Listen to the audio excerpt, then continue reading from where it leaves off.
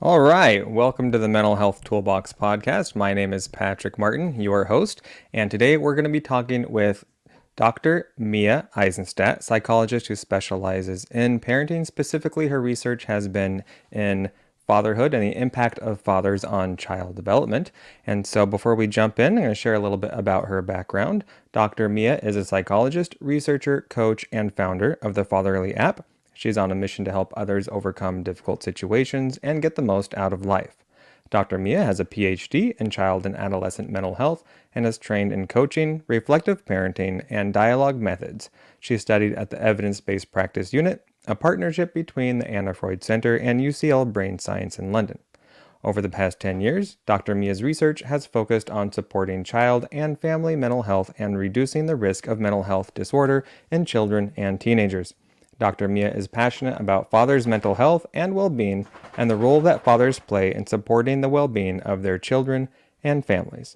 Since the pandemic, Dr. Mia has focused on digital approaches to mental health and well-being and has led research in the area of mental health apps. Dr. Mia is a coach and passionate about supporting adults and children to be mentally fit and cultivate happiness. Dr. Mia lives with her son and cat in Oxford. So without further ado, let's meet Mia.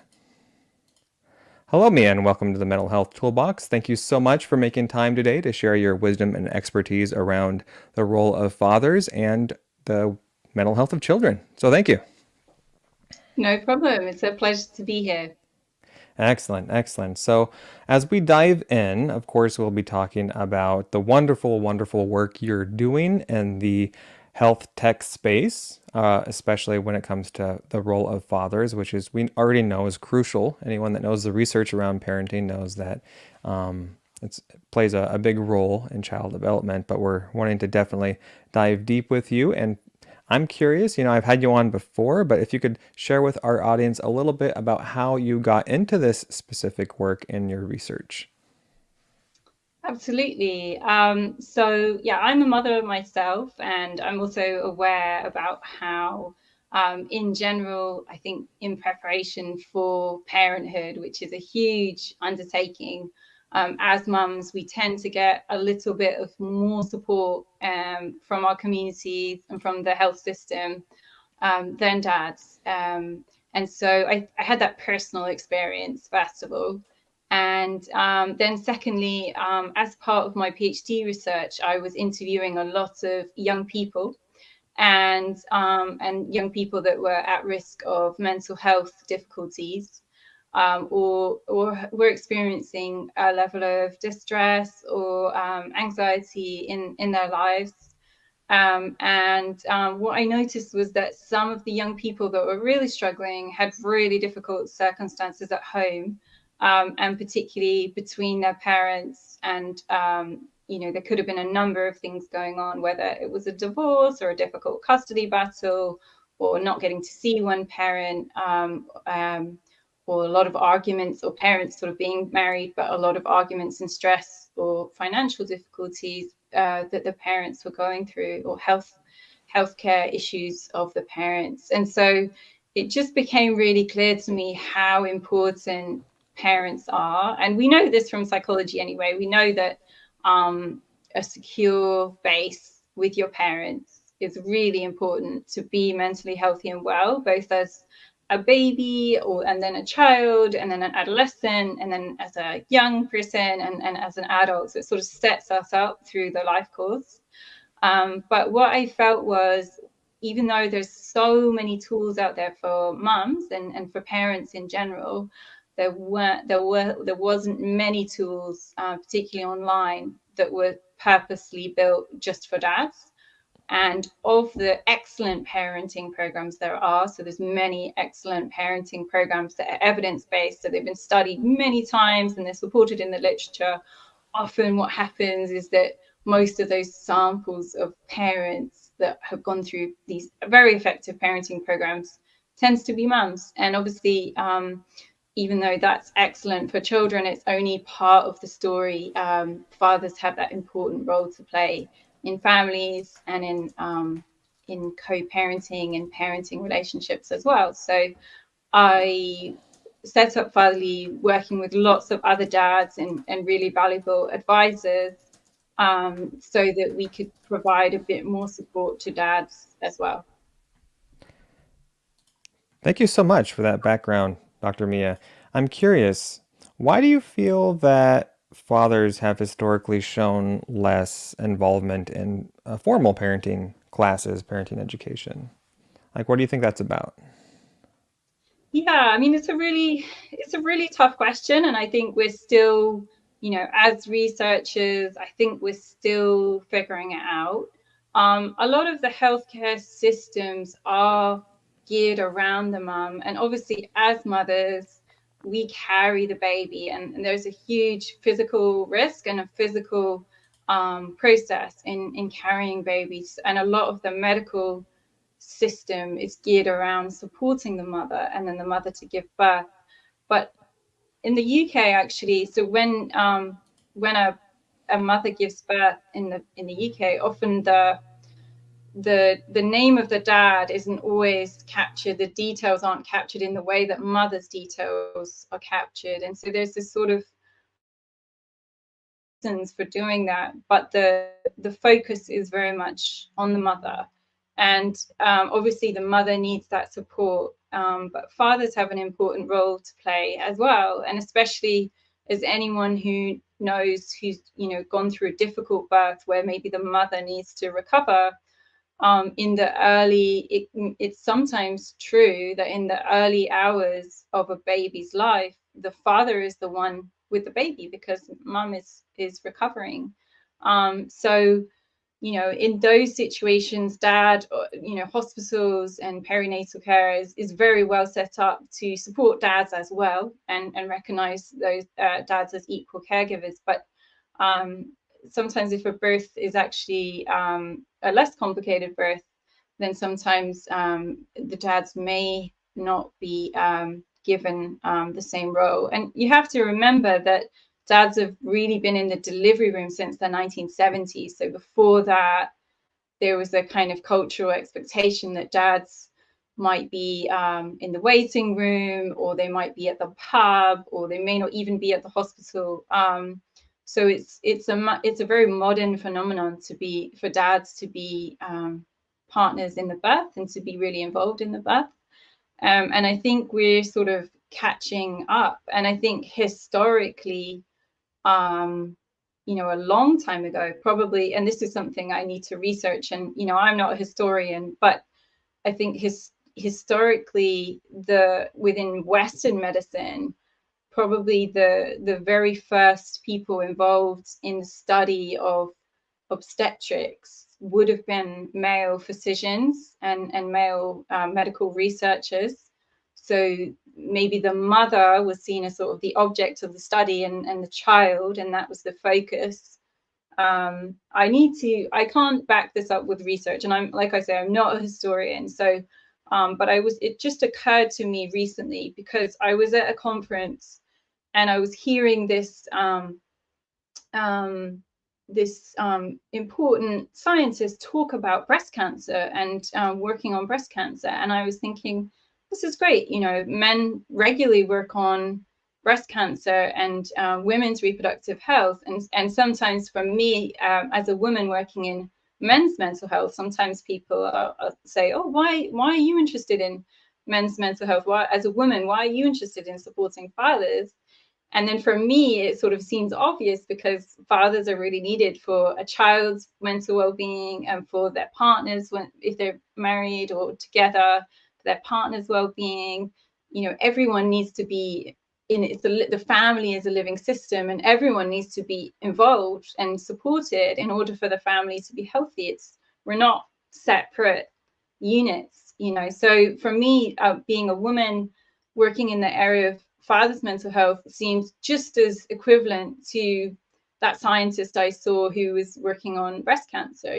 For me, it's much more about achieving health for all, and not about the gender of who undertakes the research or who builds the app. And I really believe in equality. So I really believe that anyone can work on any problem or any study, irrelevant of their race or sex or background. So I think it's all about just achieving the goals of understanding and creating good health for all. Yeah, so we're really talking about equality, right, in the way that we treat the family unit, right? That it's not so segregated. And I love that example you give. Since before the 1970s, parenting, at least I know in the U.S., has been very kind of segregated in terms of the roles, the defined roles, right? Remember those old movies with the fathers waiting outside, like you said, the delivery room and pacing. They weren't, I mean, they weren't really part of the process, right?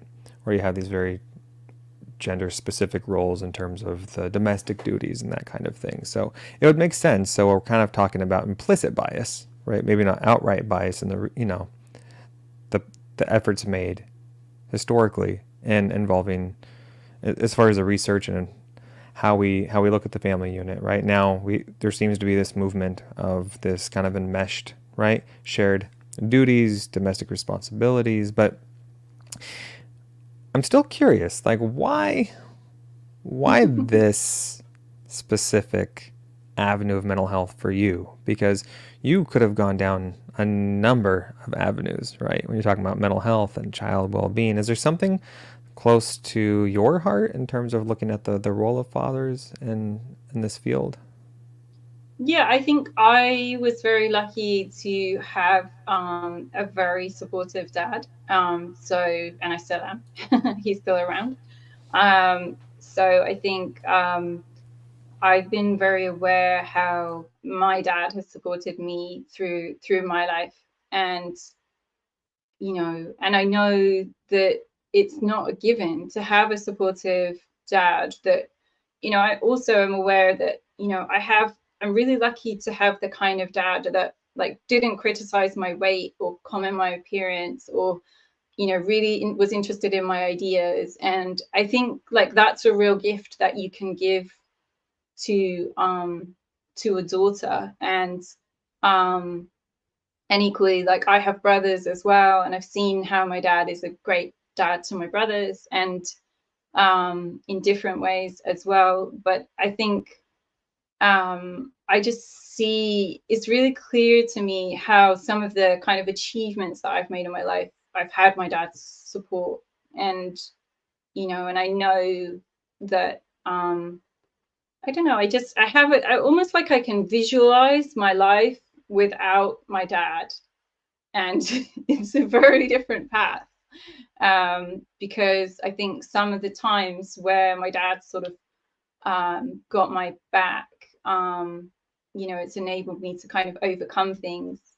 And yeah, I joke about it. I really do joke about it, but I can sort of imagine myself as much more of a kind of I don't know, not like a high school dropout, but like like I did complete all my studies, and I completed my master's, I completed my PhD, and I definitely think there would have been like a pathway for me.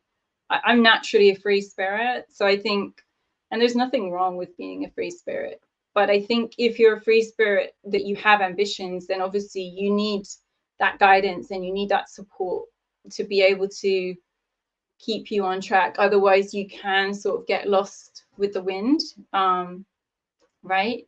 So I almost feel like I could see I Absolutely. could see another pathway for myself in life where I maybe was more lost with the wind. And so yeah, so I definitely feel like a real gratitude for the parenting that I've had. And it's not perfect, and that's what we know about parenting as well. And that's something that I wanted to share today as well, which is that sometimes in this current society, there's this pressure to be perfect. We kind of we see images on Instagram of perfect lives, right?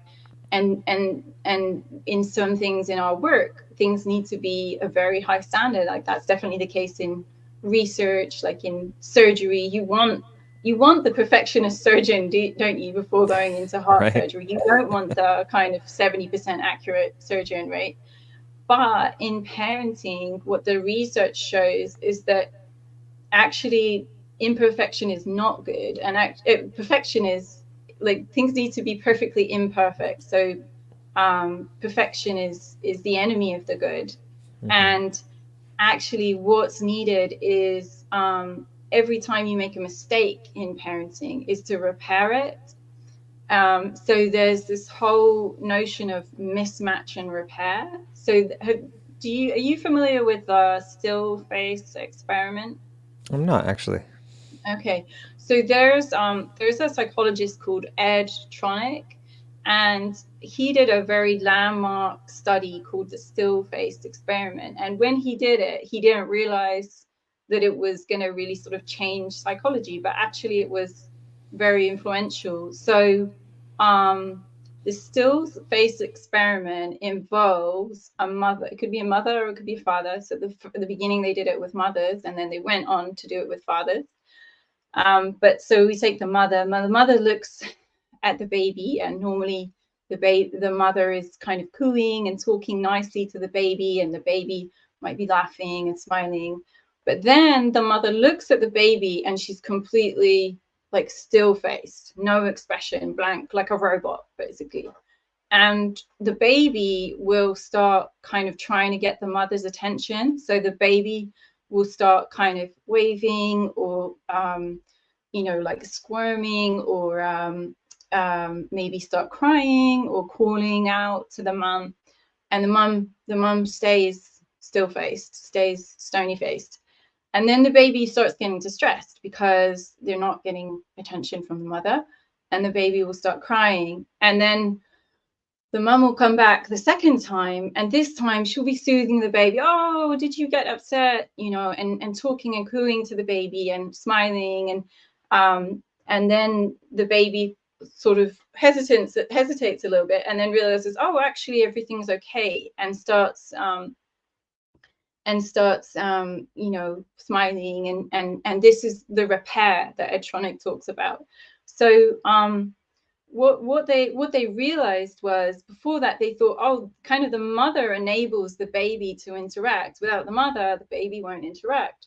But actually after that they realized the way the interaction works is that it's a relationship between the baby and the mother, and the baby actually has a degree of autonomy. The baby's actually trying to get attention, and if the baby needs something, and as every parent knows, we all know that if a baby really needs something, they will tell you, right?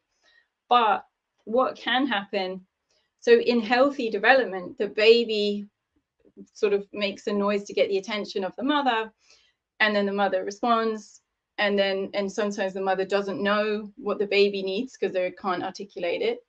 But then and the baby might cry more, but then eventually the mother usually works out what the baby needs. But what the still-faced experiment shows is that actually it's okay if a number of times either the mum or the dad doesn't know what the baby wants, right? And that's kind of the mismatch. But it's the important thing is the repair, is coming back and then saying, oh, it's okay, and then figuring out what the baby wants. And what they found is that actually it's even amazingly, even if 70% of the time the mother and the baby isn't in sync, that's okay for healthy development. That's reassuring. Yeah, it As a parent. it is, right? And the important thing is that attunement. And so initially they did the still face experiment with mums, and then over time they realized actually it's just as important, well, almost as important for dads to do to have that attunement with baby as well. And baby can have the same kind of reaction if dad goes still face and ignores the baby's needs. So what we know from psychology is that it's really important that parents provide this kind of holding environment. And then in the past, it just thought, oh, mum needs to be the caring, nurturing, cooing one. And actually, we now know that dad can just as much play that role. It could be, it's important it could also be another caregiver as well.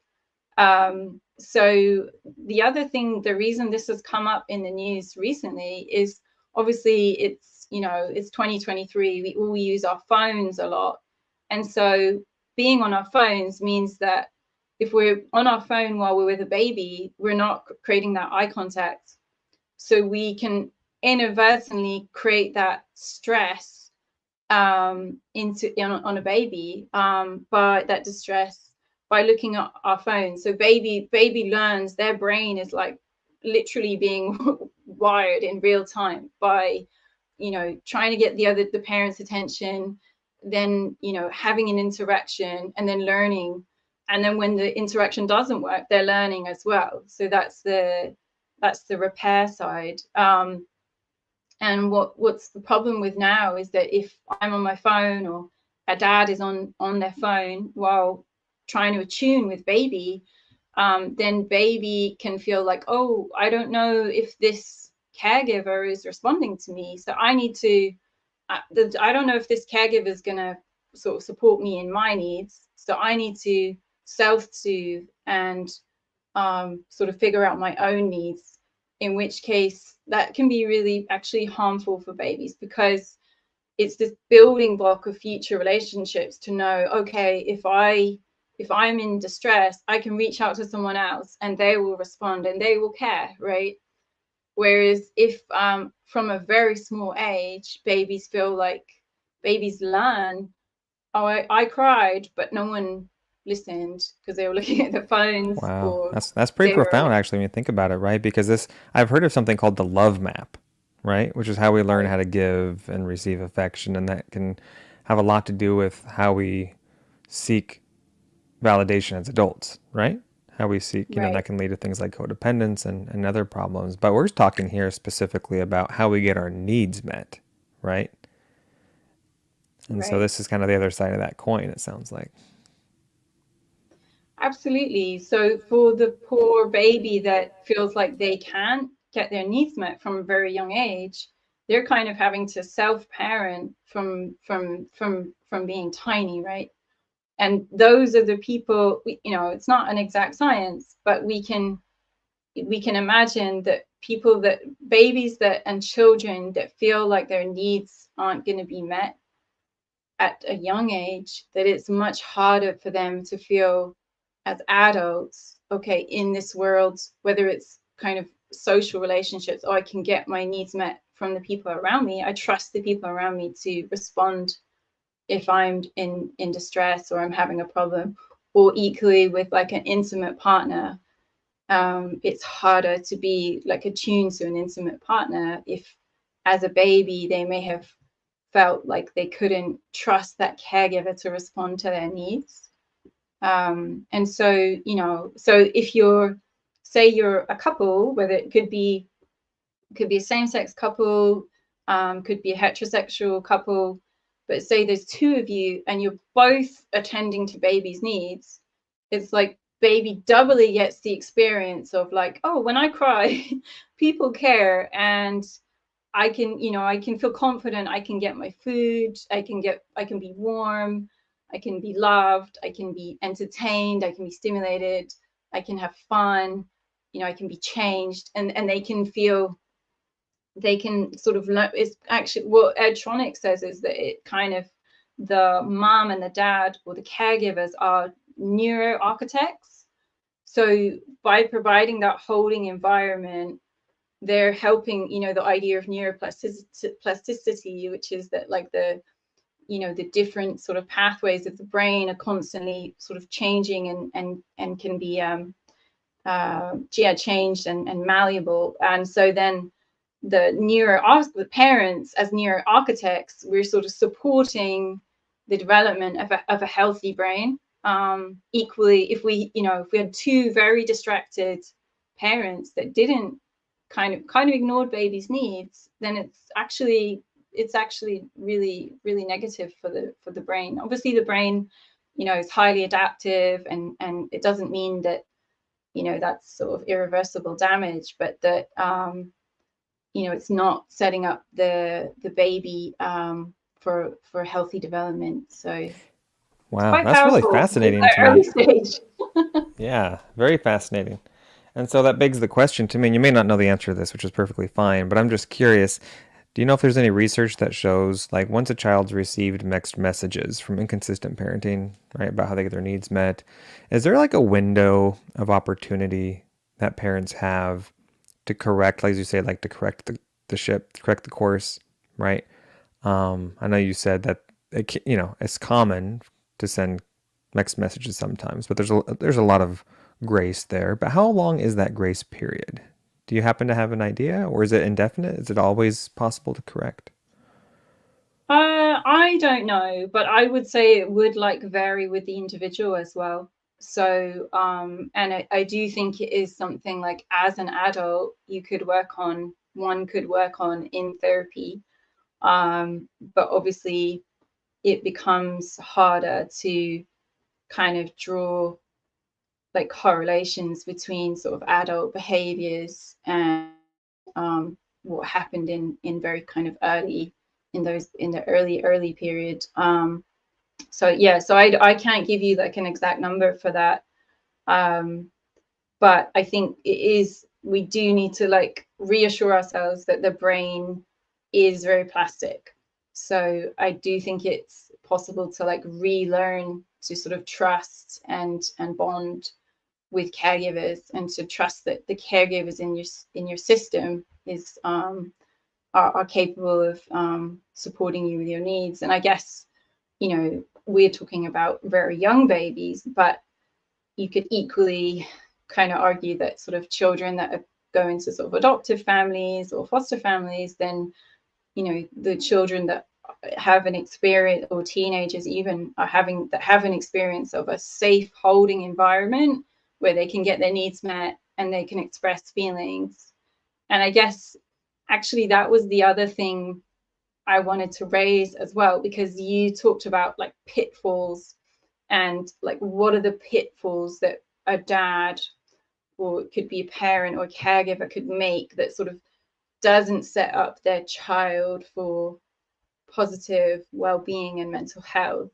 And I think one of the pitfalls that we all can make is struggling to support them in difficult, messy emotions. And we're all different as adults, in the sense that we've all had our own parenting experiences as a child of what it was like to be parented. And so we arrive as adults with different kind of relationships to different emotions. So some of us like might be able to tolerate our child having like an angry meltdown because for our own reasons, and also maybe when we were growing up, our parents were quite good at holding us and supporting us when we were angry, right? But we may find it more difficult if our child is highly anxious. You're going to a restaurant or going on a day trip and the child is really anxious. And if you feel like, oh, well, there's no reason for them to be anxious. So our rational minds might, or even our minds that have been influenced by our early childhood experience might be thinking, well, I wasn't allowed to be anxious when I went to a theme park. Why should my child be anxious? There's no reason. It's a positive experience, right? And one of the things that's that a lot of parenting sort of experts say is to kind of listen to the background music. So if you find yourself in a parenting interaction and your child is having a strong emotional reaction, whatever it is, like anger or worry or jealousy or spiteful, being very spiteful, if in our head they're sort of just having their emotional reaction, but we're suddenly get this like background music, like the sort of Jaws, like where we're where we're suddenly adding like a level of drama from our own sides that doesn't need to be there. Like if we're bringing the drama as parents, that's when we're kind of letting the side down, because all the child needs us to do is to be calm and to be soothing and help them feel like, okay, I know you're really angry that you couldn't stay at the park, but we do have to go home. And you know what? It's going to be really great because we're going to do this when we get home, right? And it's difficult to transition kids from doing something they love doing to something else, right? But if we can have that kind of awareness of parents, like, okay, yeah, I'm really good with my child when they're, you know, when they're angry, but actually I can't tolerate it when they're lazy. And you know, and a lot of that kind of those points of what we can either tolerate and where we can be a good parent and when we can't be such a good parent is due to our own background music, is our own early experiences of how we were parented. And so it can really like take hold of us, you know, where we're just like, oh, I really, you know, I can't tolerate her being like that in this moment, right? When actually it's not really the child's fault. It's just the limits of what we've experienced growing up. I don't know. Does that resonate with you Oh, a little bit? absolutely. I think that's gold. You know, anyone that is listening to this live or watching the replay, I think definitely soak that in because we do what we know, right? We do what we know. And as parents, like you said, there's oftentimes that echo of our own childhood and the way that we were parented and the expectations and how we were managed, right? Mm-hmm. By our parents or our caregivers, right? And so that in essence can oftentimes become our own limiting beliefs is what you're talking about, right? Because ideally, like that example you gave, we want to validate our children and how they're feeling and be that holding force, right? Mm-hmm. And be able to kind of talk to their feelings and echo the context. So you dropped your toy in the mud. That must be really frustrating. You know, here's how we can fix it. As opposed to, you know, why are you always dropping your toys in the mud? Don't you care about your things? You know, you don't take care of your toys, you know, and that's, again, that could become maybe an echo of their own experience with their parent as they're talking to their child, is because maybe that's how they were spoken to. And so what I'm hearing is that's a common pitfall for parenting, especially for fathers, it sounds like, is kind of the ghosts, right, of our own childhood, right? Kind of interfering with our parenting. And so what's the antidote for that? How does one become self-aware? I think it's when you notice yourself having a stronger reaction than the situation, you know, calls for. So obviously children have stronger reactions than the situation calls for, but they're children. They're, you know, they're 3 years old, their brain's still developing, you know, they're completely entitled. But when we find ourselves being like abnormally triggered, right? So, you know, if you think of like going to a restaurant and the child is won't sit at the table and eat, like they're kind of running wild, right? So obviously we're, as a parent, we're entitled to use like firmness as well as being you know, as well as being kind of understanding of their needs, right? We can't always be empathetic. Sometimes we do have to put down boundaries and be firm. But if we're finding ourselves like sort of losing like losing it, if you're sort of dying inside with embarrassment, or if you find you get home and then you need like 2 hours to sort of calm down from, you know, from if you're still annoyed about it the next day, like, you know, it is, it's not saying it's not reasonable to have emotions, but if you find yourself that some things you're more triggered by, you know, we talk about being triggered, you know, versus others where like, oh well, you know, she didn't get her toy, so I understood that she cried on the way home because she was upset that she didn't get her toy, and you know, and I kind of talked her through it, and then we got home and, you know, we had dinner and she was happy and we read a story. And so, you know, I think anytime that you find that one finds ourselves just really struggling with the emotion ourselves personally,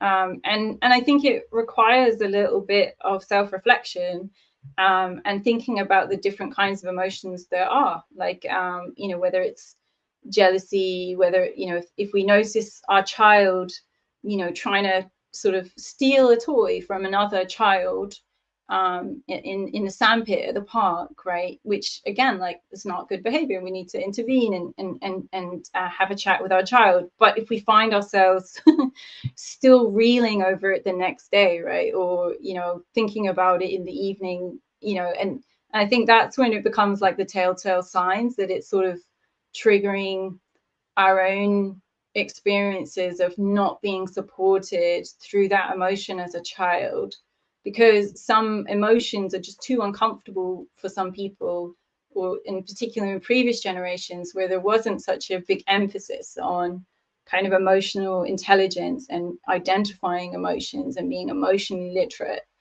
Many of us had much more stoical upbringings, and then our parents had even more stoical upbringing. So if we had one parent who just, I think another one that's interesting is grief, because some families can't find it really hard to talk about grief because it's just too painful.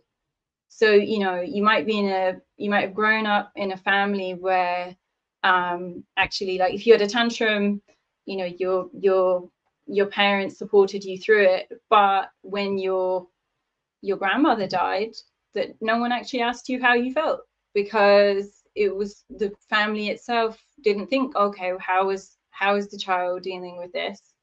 Because they thought, oh, she's a kid, she probably won't notice. So, or they're just busy with the arrangements and life and all the things that adults have to deal with. So every family is different. But I think we know now, that if we don't support children through difficult aspects of life and difficult emotions, it's not helping them when they then encounter them independently, either as children or teenagers or adults, through their life. And they may have to reparent themselves. They may have to actually say, oh, well, I never really learned how to deal with grief, so this is what I'm kind of teaching myself, or I've learned as an adult. And obviously, like, that's okay. Like, it's okay for us to learn new things.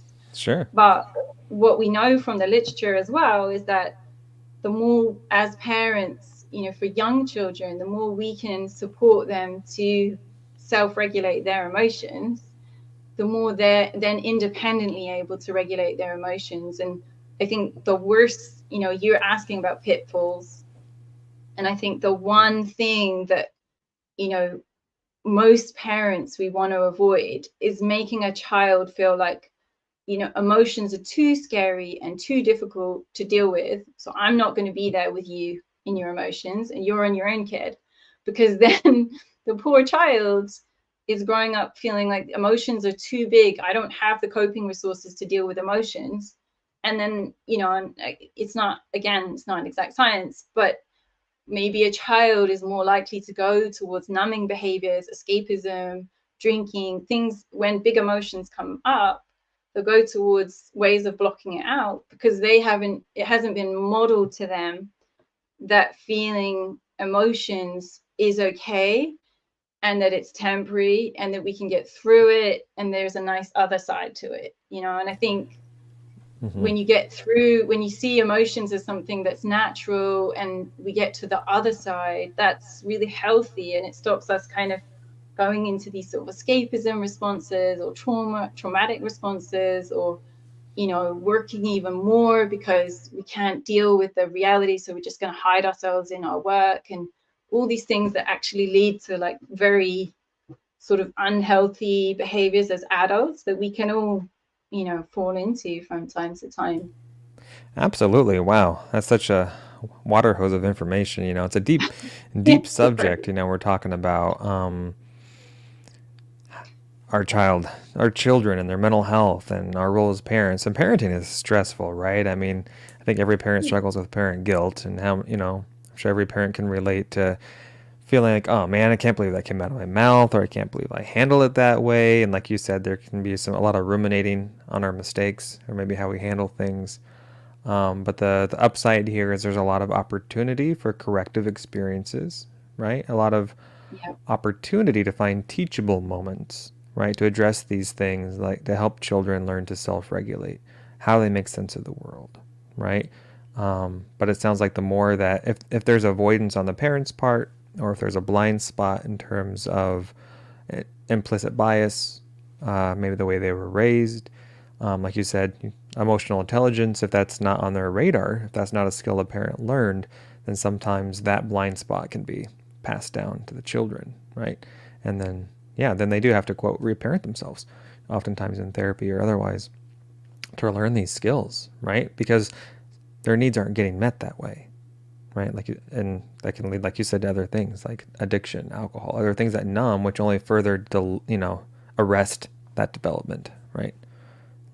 Yeah. Later on. And I think Yeah. the other thing is to remember is that, we're all, maybe there's a few people who are perfectly parented, but none of us were perfectly parented. Like it No, is we're all quite, figuring it out as we go, right? There's no playbook. Yeah. yeah, there isn't one playbook. And I think the other thing that we can use as resources is we can use coaches, we can use peer groups, we can talk to other parents, we can talk to our co-parent, or and we can talk to our friends. So I think, having a coach to help identify some of those blind spots can really help. That's why we have a bank of really great coaches at Fatherly, but we also have peer groups. So being able to kind of ask questions and get support when you need to, and know that that support is there, it's always there, is something I think that's kind of new. I think a lot of families do really well by themselves, but and a lot of families maybe don't reach for help when they could do. So the help is out there. It's just a question of going and getting it. So it's I think it's maybe a changing time in parenting where, I think for so long, we've been quite private about parenting, and actually I think for children's mental well-being and mental health, for families' mental health, it's important to actually be less private. And like you say, like you're saying, oh, well, why are people not asking for help, and why are they not joining programs? And maybe, the right programs haven't been there, but it's also a question of parents trusting, okay, it's okay, I can ask experts, I can ask others, and I will get the support that I need, free from judgment. And I think there's always a risk of feeling like, oh, I'm not being a great parent, and I don't want to kind of expose that. But actually, kind of making mistakes is definitely part of the parenting journey. As long as a child isn't coming to any harm, then parenting mistakes is part of the everyday. Absolutely. Thank you for validating that. And I think any parent out there is like, whew, yeah, because there's no such thing as a perfect parent. But I do think that whole idea that it takes a village to raise a child, that's a cliche for a reason, right? Because we all need support, we all need help. But I don't know if you found this to be the case in the UK or London where you are, but certainly it seems like, at least in where I am in California, like families, the bubbles are pretty small.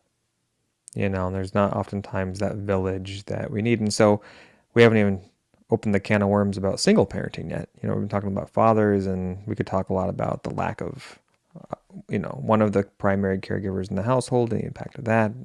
But specifically because you have less of a village. If you're a one-man show, one-woman show, right? Yeah. Then, if you don't have a really strong support system, I can imagine that's overwhelming. And today we're talking specifically about fathers, and it sounds like you've created a solution to that, the village, right? Yeah, that's a nice way. That's definitely, I would agree with you that it takes a village to bring up a child. And I think the kind of village that people want is different for everyone. People want to be with people that are similar to them sometimes, or that they have in common things in common with. So yeah, so the app is designed to connect you with others that kind of might have similar interests to yourself. Mm-hmm. If you are, maybe it could be anything. It could be you're a separated dad. It could be you're a dad that works in investment banking. It could be you're a dad that loves like podcasts or mountain biking or something. So the idea is with the app is to connect with others that have things in common with you, because we often want to be with our peers, I think, when we get advice and support, or when we're feeling vulnerable.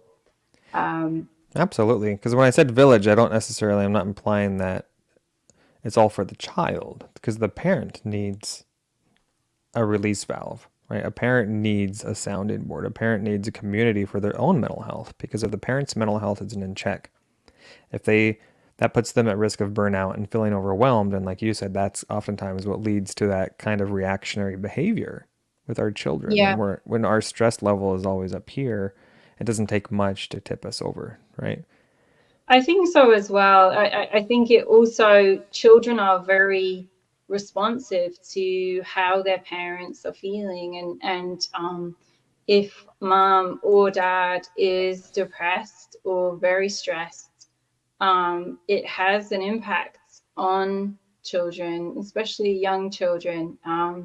So there was some research by Dr. Chalacum, and they looked at this sample of Finnish mums and dads, around kind of over 900 Finnish mums and dads, and they're so they studied them like over time. So they looked at like sort of the last phase of pregnancy, and then again, like studied them again when there was newborns, and then again when the babies were about 3 months old, and I think 8 months, and then 24 months, and so they were then two. And what they found was really surprising, actually. So so it's been known for a long time that if mums have postnatal depression, that it has a negative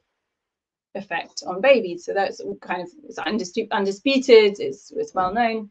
But what they found in this study was that dads that were very stressed when their newborn baby was 3 months old, it had an association, like a statistical association with their child at 24 months. So when the child was almost two, they were starting to show emotional or behavioral issues. So, and that was linked specifically and only with the father's stress. So that was Wow. quite a big finding, because, we've known for some time that mums can influence, and it's sort of like a no-brainer because of the close relationship between mums and babies. But then this really highlighted that actually dad's well-being and mental health matters. And I tend to say that dad's well-being and mental health matters, in its own right. But we also now know that in addition, it's really important for their child's well-being and mental health. And so, if you think of a family, if I was a family, and if I was a new family, a new mom, and I had a baby, and if someone told me, actually, because I'm, if your husband is really stressed when your baby's 3 months old, that means your child is probably going to have a behavioral issue at two. I would be very, I'd move heaven and earth to get rid of that stress, right? Because although, you don't want dads to be struggling with stress, but you also don't want the ramifications for your child, right? You don't want to decrease your Absolutely. child's life chance, or make things, because obviously, you can have a good quality of life with an emotional or behavioral issue, but it also makes things harder. So I think we're becoming more and more aware that actually dad's mental health matters. And 1 in 10 dads, if you think of 10 dads that one of them will have postnatal depression. And there's a great dad that I know called Jacob Kelly, and he works with mothers and fathers that have experienced postnatal depression or psychosis or other mental health issues after the baby was born. And what he was saying recently was, so he spoke out about his own personal experience of postnatal depression, of feeling really, really bad, of feeling not able to, he had, I think this was his second child, but he felt unable to bond with the child. He felt really despondent and, you know, had some suicidal thoughts. And this is, you know, he's well documented his story. I'm not speaking about him without his permission. So he's spoken about his story online, and what he would really like is for other dads to talk about their experience online of postnatal depression or psychosis or anxiety, because at the moment it's still a little bit taboo, because it obviously happens. We know from the statistics, if it's 1 in 10, that's a lot of dads, right? Yeah, that's pretty But striking, actually. yeah, Yeah, but we sobering, don't I hear should about say. many people actually saying, this is what happened to me and this is how I overcame it. Wow, so it's kind of like a Back to the Future moment, you know? So like if a future you could come back and tell you, "Hey, you know, if you don't check yourself, this is what's going to happen. You know, your kid's going to have problems. You're going to have further mental health problems and stuff, you know, get it while it's small, you know, the ball of anxiety and get it dealt with so that it doesn't create further problems down the road, right?"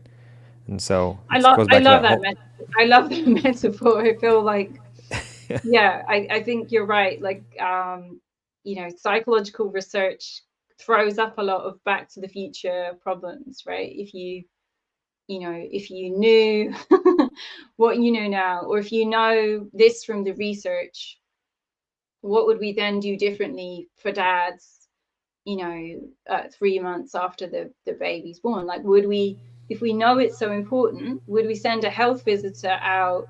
So in the UK, we have health visitors. And so I remember when I had my baby, that the health visitor came and visited me, which was very nice, actually. But they didn't visit my son's dad. So he, you know, and you know, there's obviously, we're limited in resources, and so it's nobody's fault.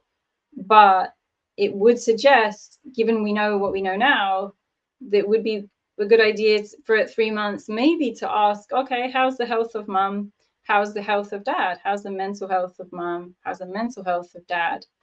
And just, you know, so that where there are cases where a dad is really in need of support, that is being picked up by the health system, which arguably it's not at the moment. It's kind of on the mom or the dad to go and get help. And I right, it's think, not really encouraged or they're not really nudged into it well, so yeah, much. and the thing is, it's so, I mean, you'll know, because you've got three daughters or two. Too. Two, okay, but do you remember from, you must remember that period as well, like when, you know, after, in the months after birth, where you and your partner are just really really tired, and it's quite hard to tell. I think, you know, the symptoms of depression and the symptoms of tiredness, like they're very different, but they also overlap. And it's similarly with stress. Like when you're stressed, you get really tired, or when you're burned out, you also get really tired. So I think Yeah, it's in that absolutely. kind of early phase, having the wherewithal and the kind of expertise or the mental health literacy to be able to self-diagnose, or to realize, actually, I have a problem. You know, it takes quite a lot.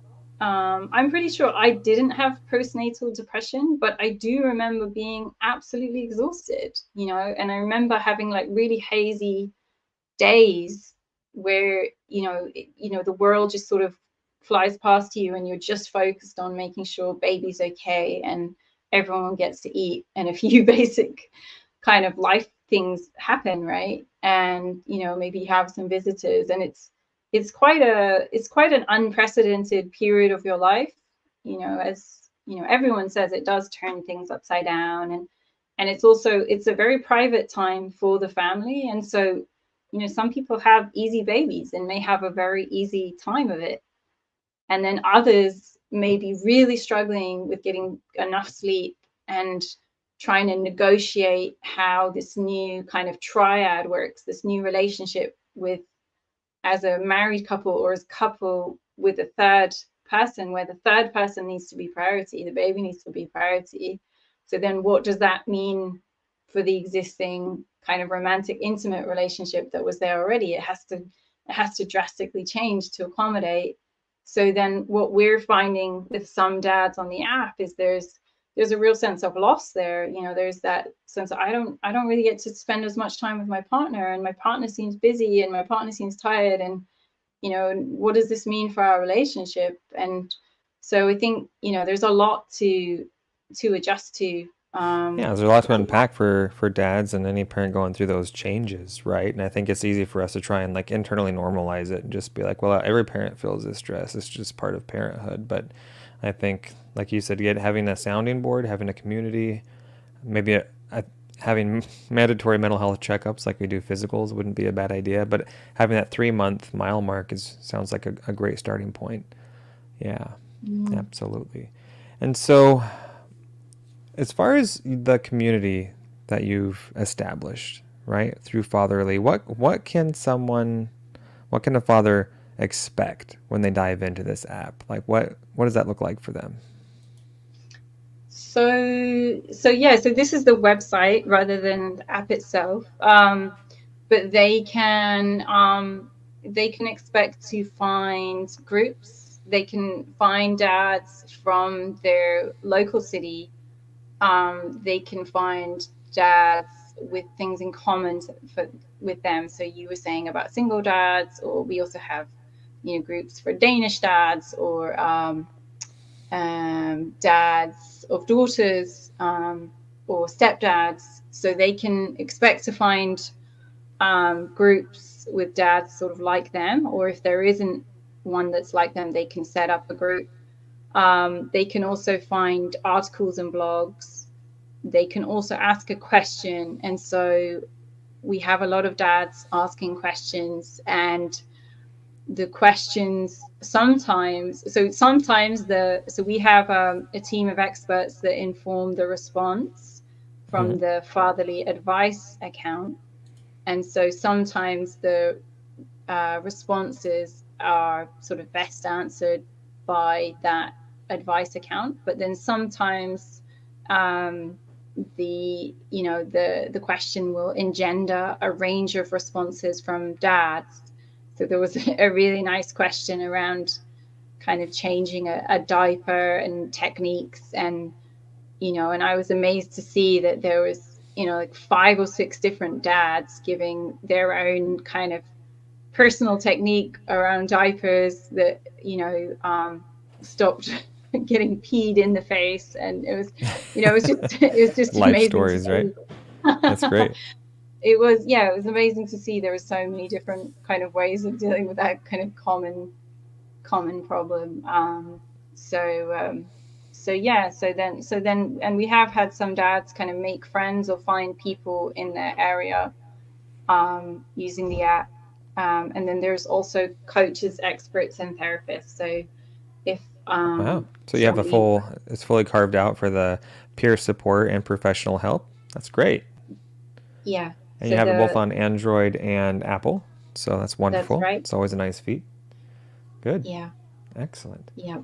And what we're thinking about at the moment is building a chatbot as well. So it would be monitored, so it wouldn't be, ChatGPT generating answers about your parenting without oversight of experts, because we know that parenting advice is really, really important to be high quality. So we can't have a risk of, occasionally ChatGPT doesn't always produce quality answers. So, but we're also looking at training it using data from expert responses that have been given to dads already through the app. So that's a new feature that we intend to use. And I think you were saying about you were saying about sort of dads and accessing help, and chatbots have been, as you will know, like chatbots have been incredibly, there's been a huge uptake recently. Obviously there's a few issues, but generally they've been hugely successful. And so chatbots may also be another way in which it's sort of a stepping stone to getting support, So, okay, I'll ask my questions with the chatbot. We'll supervise the chatbot to just make sure the responses are high quality. And then there's a certain point with the chatbot, or it's a bit like sometimes there's a certain point with peer support where you feel like, okay, so these perspectives of my friends or my peers are helpful, but actually at this point I need to work with an expert, whether they're a therapist or a coach, whether it's kind of setting goals and helping me be accountable with a coach, or whether it's actually going into some deeper issues that I have with a therapist or a psychiatrist. So obviously it's up to, or maybe it's actually I just want to focus on my parenting. There's a couple of things that I'm sort of fed up with having these same issues again and again with my child. And I have this picture of how I want to be as a parent and how I want my child to be. And so I just need to work with a parenting coach to sort of tune up these few things in my parenting so that I feel a bit more supported. And that's what we find in some couples as well, where some couples or co-parents, that one of them, it works really well when the other parent is backing up them in how they're parenting. And for whatever reason, in some couples or co-parents, or particularly divorced couples, there's not always that backup. So sometimes that coach can say, okay, well, you're holding your boundary really well about this issue around trying to get your child to follow through on this particular thing that you're working on. Okay, here's what you can keep doing, well done. Just providing that support and encouragement and backup, because I think for some couples that backup is there, it's in the parenting unit, but not everyone has that, and everyone needs that backup. Everyone needs that extra top up, so that it's not just you versus your child with firm boundaries. You need a little bit of support so that you can be firm about the things that matter. Obviously, while being, like we were talking about before, while creating that holding environment and being empathetic to their needs. I can imagine it's especially helpful too for single dads, who don't have that sounding board, and then maybe they don't feel comfortable with their immediate friends, like being that transparent, and I can see why, this would be really a godsend in terms of having that sounding board, that support, that something you bounce your, parenting off of and be like, hey, was this the right decision to make? Was I going overboard? Like, that's really helpful stuff. And also how to work on that self-awareness that we were talking about, how to be present with your kids and not so much up in your head, in terms of the stress. Exactly. And that's the other sort of aspect that working with a coach or a therapist can be really helpful for, because there is a sort of self-actualization, self-learning awareness journey that you and I have talked about this before. I feel like we're both kind of on this journey where we're still learning things about ourselves, and we're using, parenting can actually be this amazing opportunity to learn, okay, where are my blind spots, where am I comfortable with my emotions, where am I comfortable with taking leadership. And the nice thing about that is that it's relevant for the family, but it's just as relevant to the workplace as well. The more you have that self-awareness, and the more it becomes easier to navigate relationships and know where our blind spots are, the better we can work in teams, the better we can lead teams. So there is really an overlap between being more self-actualized and being more empowered and having that self-knowledge as a parent at home, as well as kind of within our workplace.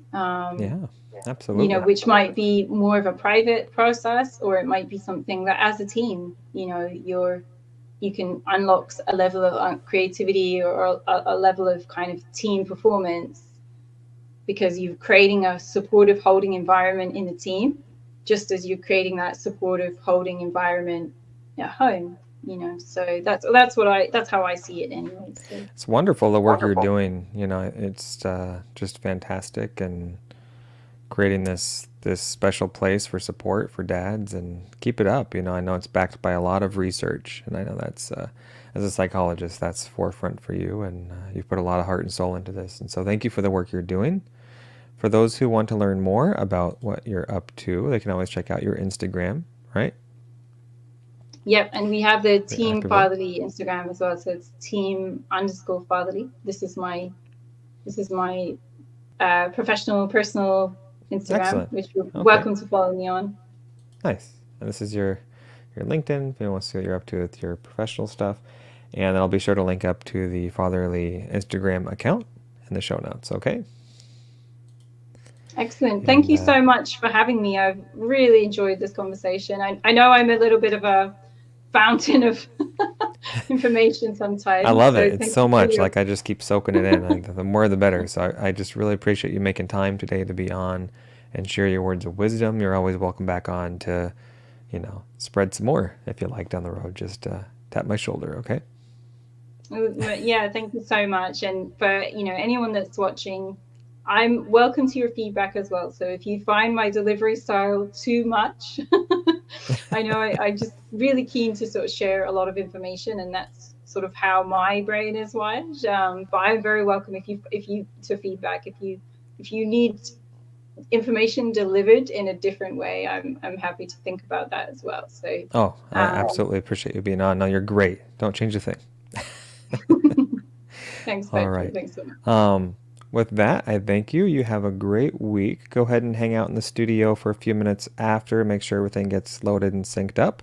And until next time, we will catch everyone later. Thank you. Thanks for Take care. listening, and thanks for having me.